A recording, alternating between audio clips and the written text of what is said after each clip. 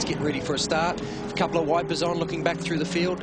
James Kanduris on the inside, but remember, the inside here is grid 2, so he'll have to fall back a little bit behind Max Twigg. 2 Porsches on the front row. A rolling start for this category, and they all have to roll through their grid positions.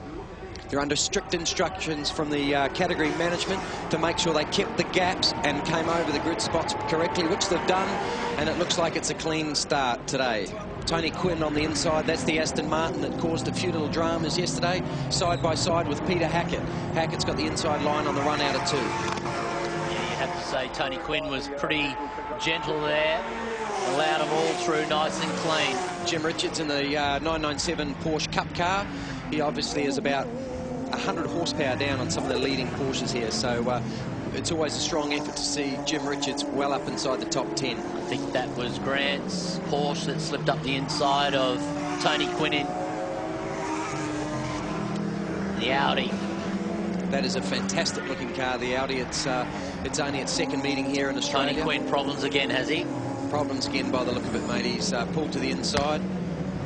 This is the car, this is the Aston Martin, the VIP Aston Martin that had a few dramas yesterday. Hopefully he can get that off the circuit.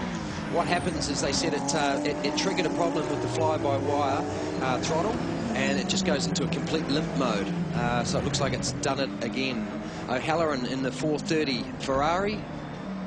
You've got to remember that Tony Quinn hasn't been campaigning this Aston Martin. He did some damage to his Mosler in Adelaide a few weeks ago, and he's gone back to this car for this weekend, but it's not been too kind to him at all. No, he hasn't. Look, it's probably he didn't come here with the preparation he probably would have liked. He was going to campaign a Mosler for the complete season, but as he had a problem in qualifying at Adelaide and backed it into the wall. He actually hit the wall forwards, then backwards, so he got both ends, and extensive damage, and still waiting for some parts to be flown out from Europe for that car. You mentioned to me the other day, you said, I'm really surprised that the Porsches are suiting this Albert Park circuit so well. Why is that? I am. As you look at Dean Grant's Mosler there, they're based more on a GT1 car, so the Mosler coming onto the front straight, you can see it in the background there.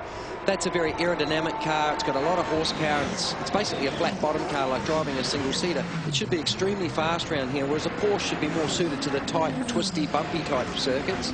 But look, the guys in the Porsches, they're doing a sensational job. John Bowe sits in 5th. It's his first drive in this car this weekend. It's an Ascari. As Craig's mentioned before, we'll get some more information on that car about its history, but obviously Alberto Ascari won 1952 and 53 world titles. And John Bowe driving that car named Ascari this weekend. You say it's a pretty good thing. Yeah, I spoke to him this morning and he said that it just needs laps in it. That's all he said. You know, he came here absolutely cold. You can actually see Tony Quinn in the background. He's got the thing going again. So he's obviously just having a few, I wouldn't even call them teething problems, but whatever happened yesterday with the ECU and the limp mode, it's obviously still happening. But as I said earlier in the commentary, it was a real shame not to see Mark Sini out here. Fantastic competitor, and you know, one of the real characters in the GT pits. Looks like either a bonnet or a boot. That's going to bring out a safety car. And there's the yellow Ascari, John Bowe that we were talking about. So he sits behind Hackett. David Wall in the Porsche Cup S.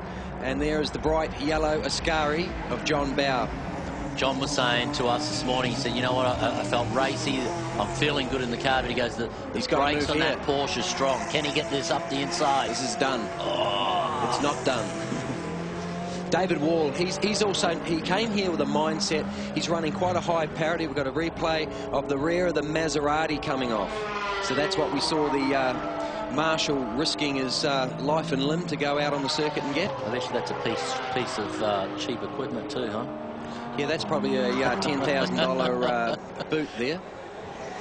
But yeah, as I was saying, David Wall, he's leading the championship. He's the current GT champion. And he said, Beto, my car's not the right car for here. But he said, I want to bag a whole lot of points. He said the only way to win a championship, as he knew last year, is just complete every round, complete every race, keep his nose out of trouble. He knows John Bowe may not be doing the rest of the championship in the Ascari. So more than happy, I would imagine, if it comes down to it. Let him through. Push and shove, let him go. Yep. And that's the sign of an intelligent racer. And look, David Wall's he's been doing a huge amount of racing. His father is a great competitor. In fact, his father is the national sport sedan champion in a Corvette. So a lot of family miles going on in racing. They raced at Sepang 12-hour together, and just a great family. And I love to see David Wall getting results. He's just one of the nice guys in the pit lane. The Konduras coming in there. And you speak of family, the Konduras, they're Konduras brothers. Konduras brothers. James Konduras and Theo. Theo qualified on pole here and had a few dramas, had a spin in race 1, and went from a pole position one day to the back of the grid the next day.